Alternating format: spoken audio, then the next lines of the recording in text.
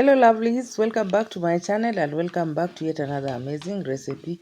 On today's video we are doing brown ugali. Brown ugali is made of all grain flour which consists of cassava, corn, maize and millet, and it's very nutritious and it has a lot of fiber which makes it best for people with diabetes, and it will leave you feel more energized and satisfied, and you can serve it with any stew of your choice. So without further ado, feel welcome and let's get started.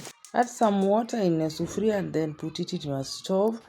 Then sprinkle some flour. This will confirm when your water has come to a boil and ready to cook. Cover the lid and let it boil. Once it's done, add your flour bit by bit. This ugali will not be hard. It's you are looking for a somehow sticky ugali here because of the cassava. It cannot be hard. So after adding your flour, spread the flour all over and let the water run through over that flour.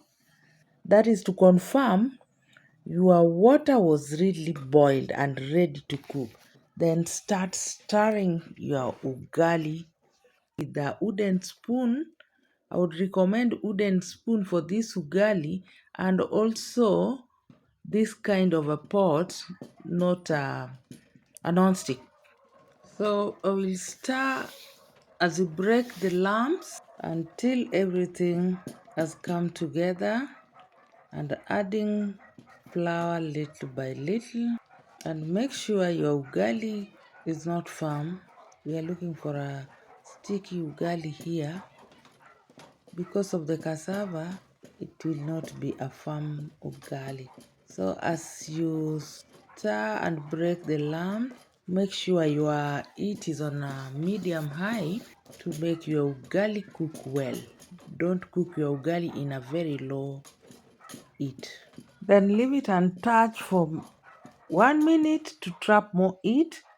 Again, we'll continue until everything has come together. Press the ugali with a wooden spoon against the sufuria to ensure all the lumps are broken. Leave it there in the fire untouched for 1 minute again. Guys, if you have come across my video for the first time and you like what you are seeing, feel welcome and consider subscribing if you find this kind of content useful, and don't forget to give me that thumbs up. Turn it over for proper distribution of it and make sure no ugali is left in the cooking stick. Then cover the ugali with the lid to trap more heat for 1 minute. Then our ugali is ready. If you want to know your ugali is ready, you will see some crust start peeling off, and the ugali will also be smelling so nice. Even the heat coming from the ugali, it's not the normal as the one you started cooking with. You will feel the steam too hot, and the sufuria, bottom of the sufuria is sticky, and it's burning and smelling ugali all over. That means your ugali is ready. You can see the crust, I'm telling you, they're showing off.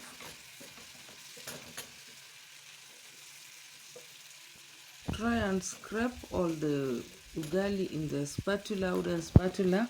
Remember, our ugali is sticky, so if you don't scrape them all, you'll end up leaving a lot of ugali in the spoon or even in the sufuria.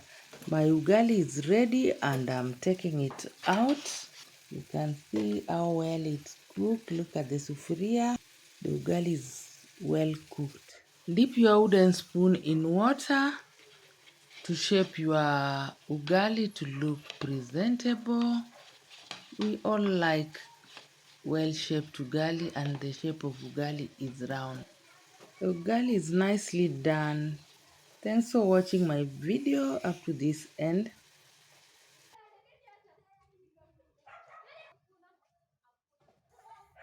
and I will enjoy it with my omena wet fried.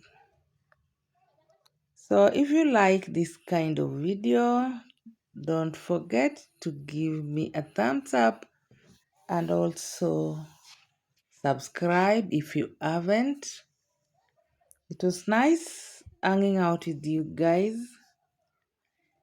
I will see you in my next one. Bye bye.